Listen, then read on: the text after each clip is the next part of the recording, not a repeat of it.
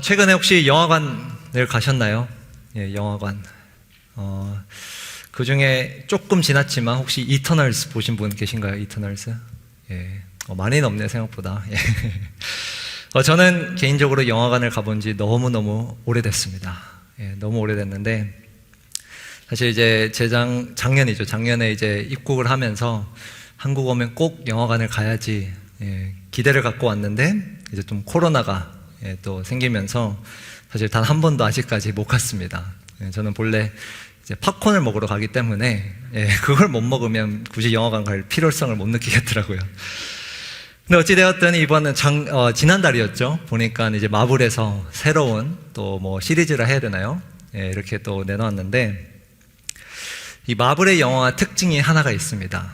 보신 분들은 아는데, 영화가 다 끝난 뒤에 이제 엔딩 크레딧이라 하죠. 쭉 자막이 이제 내려올 때 보통은 그 자리에 일어서서 이제 다 퇴장을 시작하는데, 마블 영화는 특히 아는 분들은 퇴장하면 안 된다는 것을 압니다. 왜? 그 엔딩 크레딧이 끝난 다음에 꼭 하나의 짧은 장면이 들어가 있기 때문에 그렇습니다. 저도 처음에 마블 영화를 접했을 때 낚인 적이 있습니다. 그래서 퇴장을 하는데 다행히 그날따라 좀 줄이 길어서 이렇게 화면 바로 앞에서 그 장면을 보았던 기억이 있는데, 제가 왜 이런 이야기를 하냐면, 오늘 우리가 읽은 이 마가복음 본문이 사실 그와 같은 장면입니다. 영화가 다 끝난 뒤에, 스토리가 다 끝난 뒤에 마가가 아주 잠깐 그 엔딩 크레딧 이후에 나오는 장면처럼 오늘 본문을 추가를 한 셈입니다. 오늘 본문을 읽으면서 여러분들이 이런 생각했을 수도 있어요. 내 성경에는 마가복음이 지금 16장 20절까지가 있는데 왜 8절까지만 설교하실까? 길게 설명은 드릴 수는 없어도 좋은 성경에는 아마 9절에서 20절이 괄호로 되어 있을 겁니다. 혹은 뭔가 각주로 표기가 되어 있을 거예요. 마가복음이 어디까지인가, 원본이 어디까지인가에 대한 사실 학자들만의 좀 이견이 있는데, 저는 8절까지라고 간주를 하고 마가복음 설교를 마치려고 합니다. 그래서 오늘 본문은 어찌되었건 스토리가 끝난 뒤에 마가가 잠시 이렇게 보여주는 장면처럼 우리에게 주어진 본문입니다. 지난주 본문에서 사실은 이미 스토리는 끝났어요. 예수님이 십자가에서 숨지시며 갈릴리에서 시작되었던 그 여정, 갈릴리에서부터 예루살렘까지 이르는 그 여정이 사실상 막을 내렸습니다. 그런데 그 이후에 마가는 오늘 이 본문을 저희들에게 주면서 마가복음을 마치며 아주 작은 메시지, 어떻게 보면 짧은 본문이지만 매우 중요한 메시지를 던지며 마가복음을 끝내고 있습니다. 그래서 저는 오늘 이 본문을 통해서 과연 하나님은 우리에게 이 제자도 여정을 마치며 어떤 메시지를 주는가를 살펴보기를 원합니다. 오늘 본문이 이렇게 시작됩니다. 저희가 함께 읽진 않았는데 15장 40절을 보시면요, 멀리서 바라보는 여자들도 있었는데 그 중에 막달라 마리아와 또 작은 야고보와 요새의 어머니 마리아와 또 살로메가 있었으니. 이 직전 구절을 기억하시는 분들은 백부장에 대한 이야기를 기억하실 겁니다. 하나님의 아들이라고 고백했던 그 백부장 외에 예수님이 십자가에서 돌아가시는 모습을 지켜본 자들이 또 있었음을 우리가 보게 됩니다. 그런데 오늘 이 구절을 보니 신기하게도 마가는 이들을 그저 3명의 여인 혹은 몇 명의 여인이라 이렇게 표현하는 것이 아니라 아주 구체적으로 누군지 이들을 일일이 다 소개하고 있다는 점이에요. 이게 왜 신기하냐면 지금까지 마가복음을 쭉 살펴보았으면 알게 되는데, 모든 여자들, 특별히 신앙의 본을 보인 여자들은 모두가 이름 없이 등장을 했습니다. 기억 못하시겠지만 1장으로 돌아가서 보면 시몬의 장모, 신앙의 본을 보인 시몬의 장모도 이름 없이 등장했고요. 12해 동안 혈류증을 앓아온 그 여인, 믿음의 고백했던 그 여인도 이름 없이 등장합니다. 그 외에 우리가 최근에 보았던 모든 것을 드린 과부, 향유 옥합을 깨뜨렸던 그 여인조차도 분명히 믿음의 본을 보이는 인물들로 등장하는데 이름이 전혀 드러나지 않습니다. 그런데 특이하게도 오늘 본문은 이 여인들의 이름 아주 구체적으로 소개하고 있습니다. 그리고 더불어서 이렇게 소개를 해요. 41절에 보니 이들은 예수께서 갈릴리에 계실 때에 따르며 섬기던 자들이요, 또 이 외에 예수와 함께 예루살렘에 올라온 여자들도 많이 있었더라. 이들은 그냥 십자가에서 돌아가신 예수님을 지켜보기에 그때 나타난 자들이 아니라 41절을 보니 갈릴리에서부터, 그때부터 예수님을 섬기며 따랐던 자들이라는 거예요. 제자도 여정이 시작되었던 그 지점에서부터 예수님을 따랐던 자들입니다. 그리고 16장에 넘어가 우리가 아까 읽었던 그 본문으로 넘어가 보면 이들은 예수님이 죽고 나서도, 십자가에서 숨지시고 나서도 예수님 곁을 떠나지 않습니다. 1, 2절을 제가 다시 한번 읽겠습니다. 안식일이 지남에 막달라 마리아와 야고보의 어머니 마리아와 또 살로메가 가서 예수께 바르기 위하여 향품을 사다 두었다가 안식 후 첫날 매우 일찍이 해 돋을 때에 그 무덤으로 가며. 마가는 이들을 다시 한번 소개를 해주고 있어요. 아까 40절에서 이미 그 이름과 출신을 다 소개했는데 굳이 또 1절에서 언급을 하며 이들이 지금 예수님 곁을 떠나지 않고 있음을 밝히고 있습니다. 자, 왜 마가는 이러한 기록을 적어 놨을까요? 영화는 이미 다 끝났는데 굳이 왜 이 세 여인 그리고 그들의 행동에 대해 기록했을까요? 그 답은 조금 있다가 알려드리도록 하겠습니다. 그 전에 오늘 본문에 이 세 여인 말고도 또 한 사람이 등장합니다. 42절에서 46절을 한번 보시면 이 날은 준비일 곧 안식일 전날이므로 저물었을 때에, 예수님이 돌아가신 지 하루가 지난 토요일입니다. 그날에 아리마대 사람 요셉이 와서 당돌이 빌라도에게 들어가 예수의 시체를 달라 하니, 요셉이라는 사람이 오늘 본문에 또 등장해요. 그런데 이는 누군가? 43절 후반부에 보면 이 사람은 존경받는 공회원이요 하나님의 나라를 기다리는 자라. 요셉이라는 자는 쉽게 말해 유대교 종교 지도자입니다. 그런데 지금 마가복음에서 우리가 내내 살펴보았던 것처럼 거의 대부분의 종교 지도자들은 예수님과 사이가 좋지 않았어요. 적대시했어요. 그런데 이 자는 지금 예수님의 시체를 달라고 요청하고 있습니다. 그리고 마가는 구체적으로 이렇게 표현하고 있어요. 당돌이 요청했다는 거예요. 왜 그런 표현을 썼는가? 지금 예수님은 로마 제국의 입장에서 보면 반역죄로 죽은 자예요.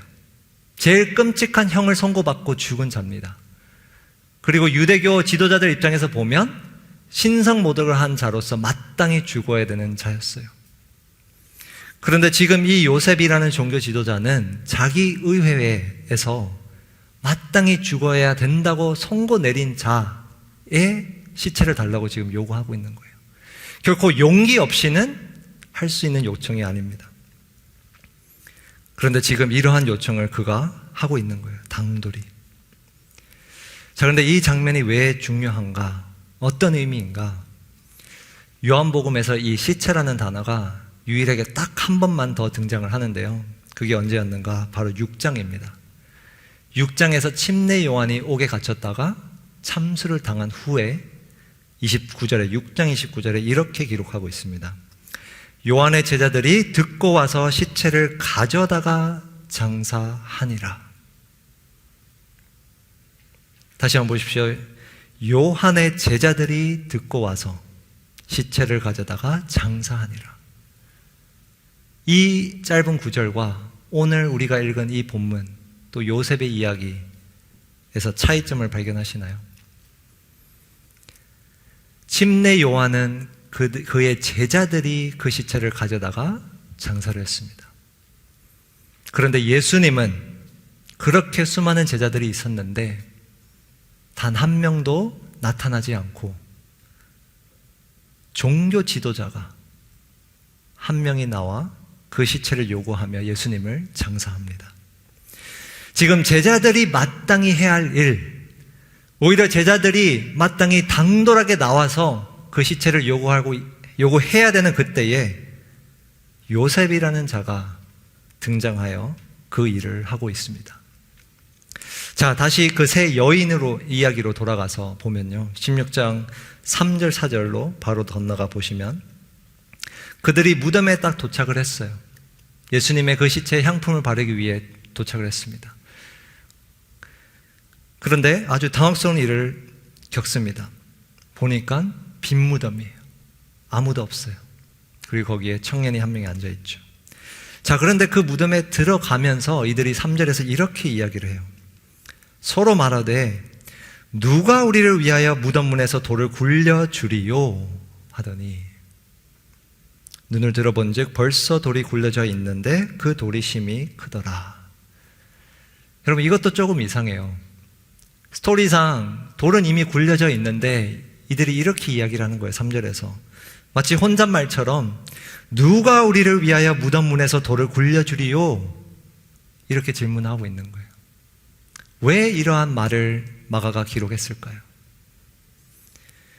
왜 마가가 오늘 본문에서 영화가 끝난 이후에 이 세 여인과 또 요셉이라는 자의 이야기를 우리에게 들려줄까요?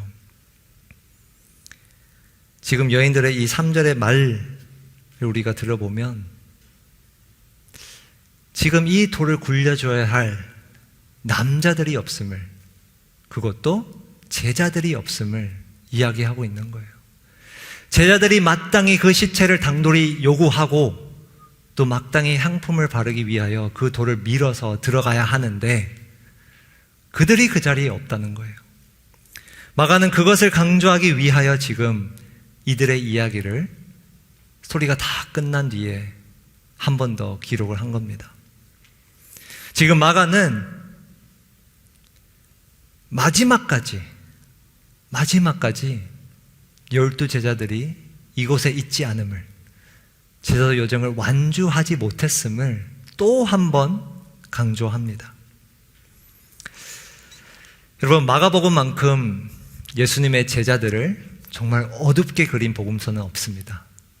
마태, 누가, 요한복음에 보시면 마가복음만큼 12 제자들을 이렇게 어둡게 그린 복음서는 없습니다. 유독 마가만 이 제자들의 실패, 어리석음, 무지를 부각시켜요. 그리고 방금 보았듯이 예수님이 십자가에 숨진 이후에도 이들이 지금 그 자리에 없다는 것을 다시금 마가는 독자들에게 강조하고 있어요. 왜 이토록 제자들을 어둡게 그리고 있을까요? 아마 그동안 마가복음의 강해를 들으며 이런 생각을 했는지 모르겠습니다. 난 그래도 이 정도는 아닌데, 나는 그래도 이 정도는 아닌데, 그러면서 마가복음 설교를 들으며 내내 좀 격려를 받은 것은 아닌지 모르겠습니다. 물론 그렇게 생각할 수도 있어요. 그러나 마가가 12 제자들을 이토록 그들의 실패를 구체적으로 적은 이유는 사실 우리 모두가 이들과 같기 때문입니다. 우리 모두가 단 한 사람도 빠짐없이 예수님을 따라 제자도 여정을 걸어가며 실패를 경험하기 때문에 이렇게 기록한 것입니다. 오늘 주보 1번 아웃라인을 보시면 우리 모두는 이 제자도 여정을 걸어가며 실패를 경험합니다. 우리 모두가 실패를 경험합니다. 이 스토리는 12 제자들만의 스토리가 아니라 우리들의 스토리예요. 우리도 그들과 같이 깨어있으라고 하셨는데 깨어있지 못했을 때가 있었고요. 우리 역시 베드로와 같이 예수님을 부인한 적이 있었고, 우리 역시 우리의 십자가를 지지 못해 예수님을 끝까지 따르지 않은 적이 분명히 있을 겁니다. 아니, 멀리 갈 것도 없이 여러분, 우리가 지난 한 해를 한번 돌아봅시다. 오늘 21년도 마지막 주일 예배 때에 21년도 한 해 동안 여러분들은 예수님을 어떻게 따랐나요? 여러분들만의 제자도 여정을 평가하신다면, 하나님께서 바라보신다면 어떻게 평가하실까요?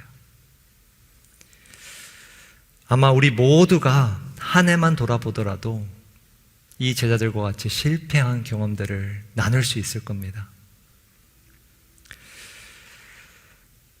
우리 모두가 이 제자도 여정을 걸어가며 실패를 맛보기 때문에 마가는 이 스토리를 우리에게 마지막까지 건네주고 있습니다.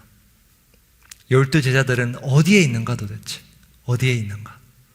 이들의 실패를 한 번 더 강조를 해요. 그런데 너무나 다행히도 스토리가 거기서 끝나지 않습니다. 마지막 4구절이 남아있죠.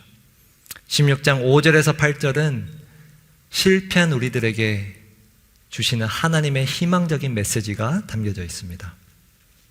그러면서 이 마가복음 영화가 끝납니다. 5절 한번 봅시다. 무덤에 들어가서 흰옷을 입은 한 청년이 우편에 앉은 것을 보고 놀라매. 이 여인들은 지금 향품을 가져다가 그 시체에 바르기 위해 찾아갔는데 어떤 일이 일어났는가? 빈 무덤 속에 한 청년만이 있습니다. 그리고 그 청년이 이렇게 이야기를 합니다. 6절, 7절. 청년이 이르되 놀라지 말라. 너희가 십자가에 못 박히신 나사렛 예수를 찾는구나. 그가 살아나셨고 여기 계시지 아니하니라. 보라, 그를 두었던 곳이니라. 그리고 7절에 이렇게 이어서 이야기합니다. 가서 그의 제자들과 베드로에게 이르기를 예수께서 너희보다 먼저 갈릴리로 가시나니 전에 너희에게 말씀하신 대로 너희가 거기서 배우리라 하라 하는지라. 부활하신 예수님은 어디로 가셨나요? 이 구절에 의하면. 여러분, 제가 예수님이었으면 부활하자마자 제자들을 당장 찾아갔을 것 같아요. 왜? 그들을 꾸짖으러, 책망하러. 내가 죽을 때 도대체 너희들은 어디에 있었냐? 책망하러 갔을 것 같아요.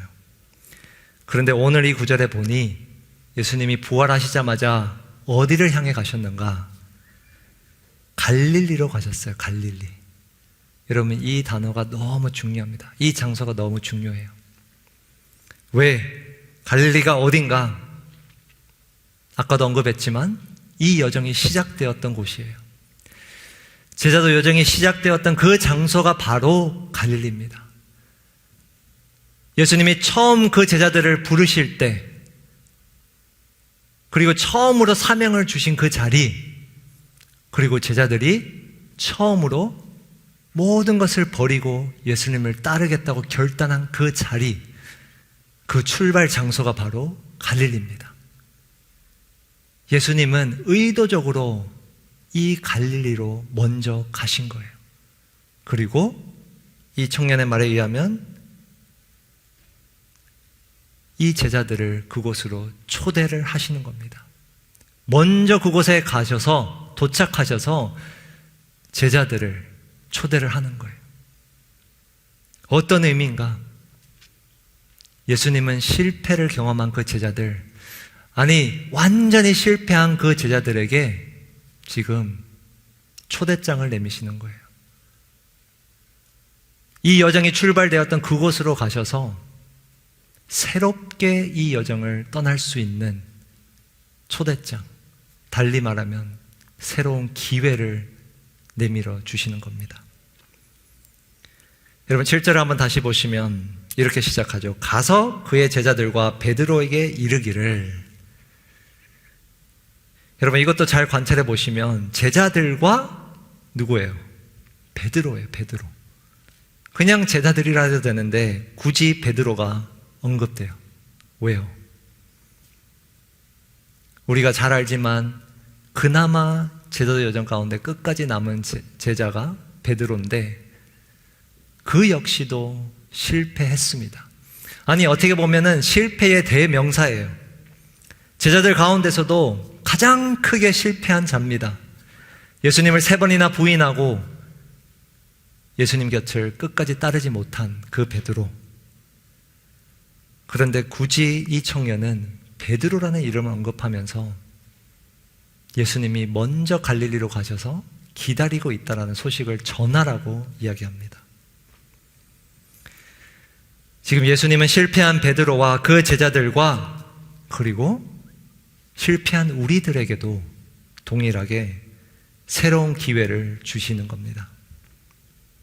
그래서 이번 나홀라를 보시면 예수님은 실패한 우리에게 새로운 기회를 주십니다. 여러분 한번 상상해 볼까요? 지난달에 이제 수능이 있었는데 준비한다고 또 우리 고생한 참 많은 수험생들이 있었는데 하루 종일 시험을 보고 여러분들이 망쳤어요. 이거는 재수 각이다. 딱 직감이 오는 거예요. 시험 보자마자. 그런데 그 자리에서 만약 여러분들에게 누군가가 새롭게 그 시험을 볼 수 있는 기회를 준다면 1년을 더 기다리지 않고 바로 그 기회를 준다면 어떤 기분일까요?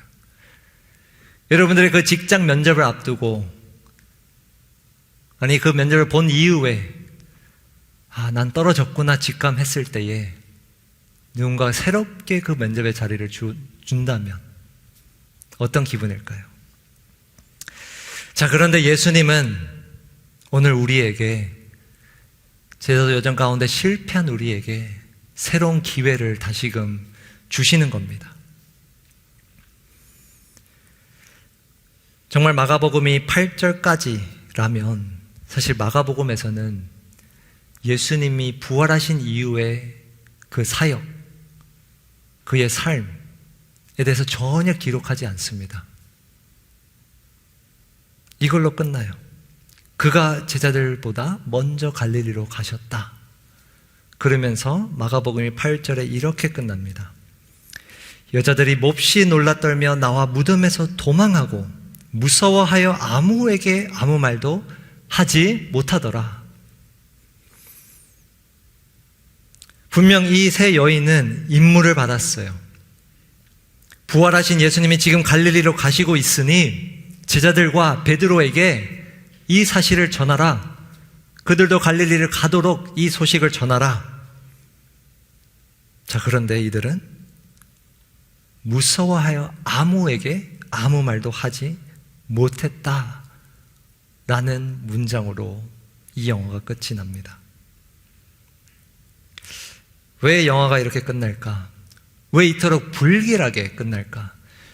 이들 역시 요셉과 같이 당돌하게 제자들에게 가서 이 소식을 전하였더라 이렇게 끝나면 너무 좋을 텐데 왜 이렇게 끝날까요? 이것은 이 편지를 읽는 이 영화를 본 우리들에게 도전을 주는 겁니다. 어떤 도전인가? 새로운 기회가 주어졌을 때 그 새로운 기회를 우리는 어떻게 붙들 것인가에 대한 도전입니다. 우리에게 이 도전을 주며 마가복음은 끝이 납니다. 예수님이 갈릴리로 가셨어요. 그리고 그곳에서 저와 여러분들을 기다리고 계십니다.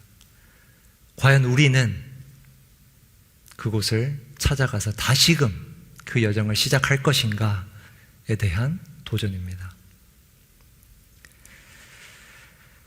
여러분, 우리 실패의 대명사 베드로는 과연 어땠을까요? 우리가 마가복음을 통해서는 모르지만 다른 복음서를 통해 또 역사적으로 압니다. 이 소식이 전해졌어요. 그리고 제자들은 갈릴리에 가서 예수님을 만났습니다. 그런데 베드로는 그 새로운 기회를 어떻게 붙들었는가? 그가 어떻게 그의 생을 마감했는지 보면 알 수 있어요. 성경엔 기록되어 있지 않지만 우리가 너무나 잘 아는 것처럼 베드로는 순교를 했습니다. 근데 구체적으로 어떻게 순교를 했는가? 그 역시도 십자가에 매달려 죽었습니다. 그런데 더 특이한 건 그는 자기의 스승, 자기의 구주 되신 예수님과 동일하게 죽을 수 없다 하여 그가 자처해서 거꾸로, 십자가에서 거꾸로 매달려 죽었습니다. 이것이 베드로의 순교였어요. 예수님을 3번이나 부인했던 그 베드로, 자기 십자가를 지지 못해서 예수님을 끝까지 따르지 못했던 그 베드로는 새롭게 주어진 그 기회를 붙들고 정말 말 그대로 끝까지 이 제자도 여정을 완주했습니다. 자기 십자가를 졌어요. 자기를 부인했습니다. 베드로뿐만 아니라 사실 모든 제자들이, 예수님의 모든 제자들이 그 새로운 기회를 붙들고 그렇게 여정을 완주했습니다. 그러기에 그 바톤이 이제 우리까지 넘어온 거예요. 이제는 우리 차례입니다. 지난 한 해간, 아니 여러분들의 평생 동안 여러분들이 아무리 자주 넘어졌다 할지라도, 아무리 크게 실패했다 할지라도 예수님은 여전히 우리를 갈릴리에서, 여러분들을 처음 만난 그 장소에서 기다리고 계십니다. 그리고 이렇게 말씀하시는 거예요. 다시 시작하자. 다시 일어서자. 다시 일어서서 끝까지 가보자. 이렇게 말씀하십니다. 여러분, 우리가 이제 한 해를 앞두고 있습니다. 올 한 해를 마무리하며 또 새로운 한 해를 맞이하며 우리 청년부 모두가 갈릴리에서 그 기다리시는 그 예수님의 손길을 붙잡기를 간절히 소원합니다. 여러분들이 지난 한 해 동안 어떠한 실패를 겪었을지라도, 예수님과 아무리 멀리서 떨어져 있었을지라도 여러분들이 갈릴리에서 그 기다리시는 예수님을 찾아가 뵙고 다시금 이 새해에 이 제자도 여정을 시작하기를 주님의 이름으로 축원합니다.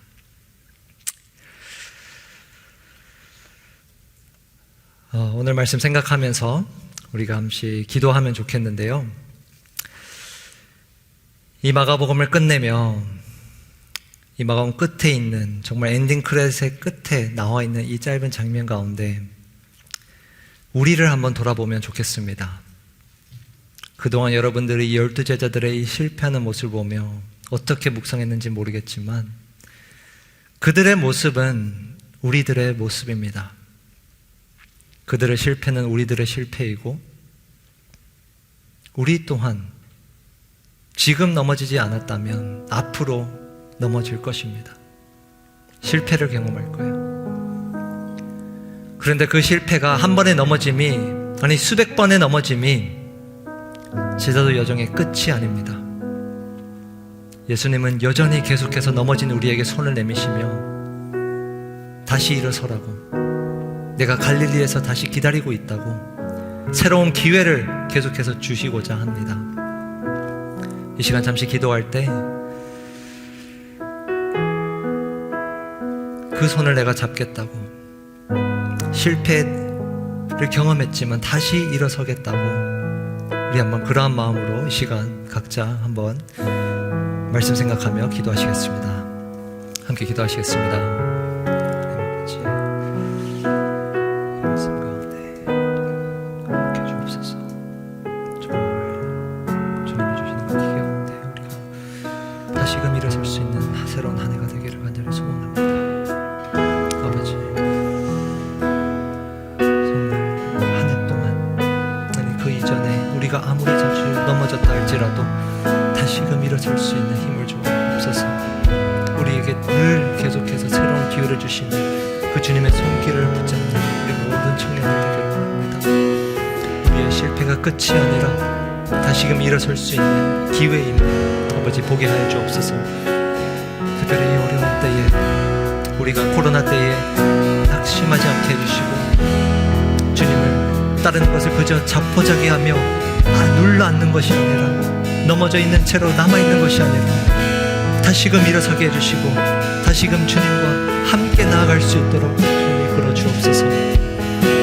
부활하신 그 주님께서 제 아들에게 갈릴리를 먼저 찾으신 것처럼 아버지, 우리의 갈릴리 가운데 그 주님을 다시 한번 만나고 그 주님을 붙들며 우리가 나아갈 수 있도록 2022년을 주님 축복하여 주옵소서. 다시 그 주님을 그 찬양 드리며 이끌어 주옵소서. 인도해 주옵소서. 오늘 말씀 생각하며 우리 예수의 길 찬양하겠습니다. 정말 아무도 없는 그곳에서 손매시는 그 주님을 우리가 붙들겠습니다 라는 그 마음으로 이 찬양 고백하겠습니다. 안개 속에서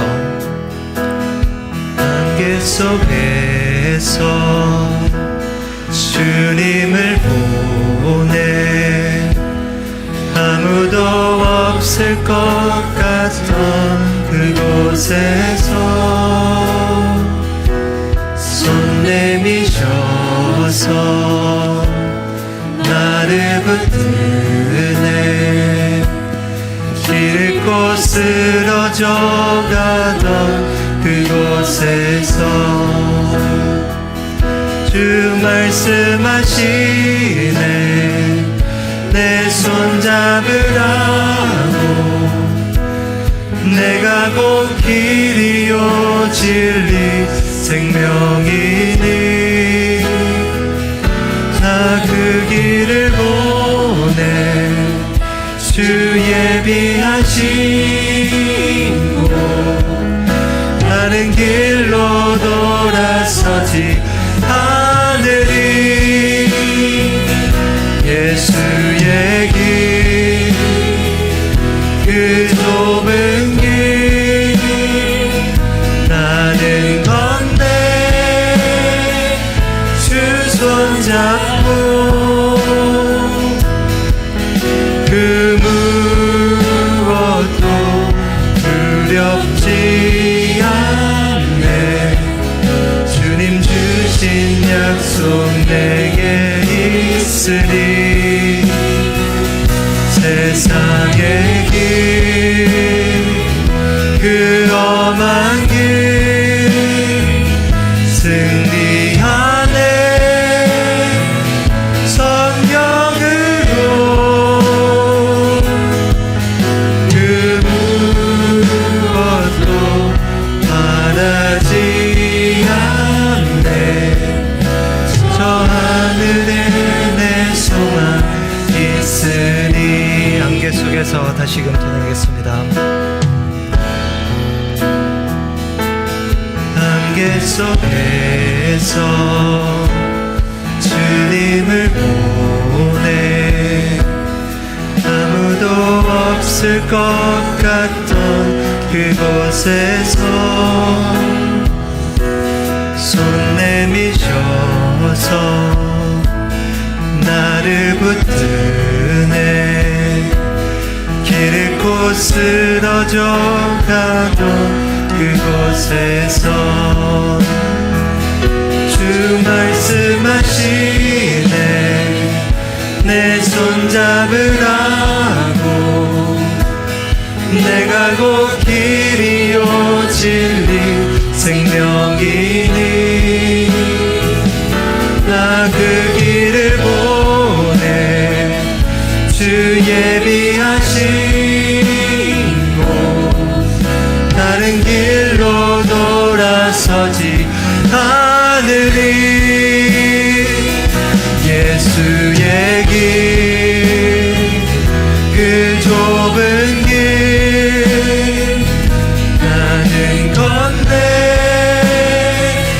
주 손잡고 그 무엇도 두렵지 않네. 주님 주신 약속 내게 있으니 세상의 길 그 험한 길 승리하네. 성령으로 그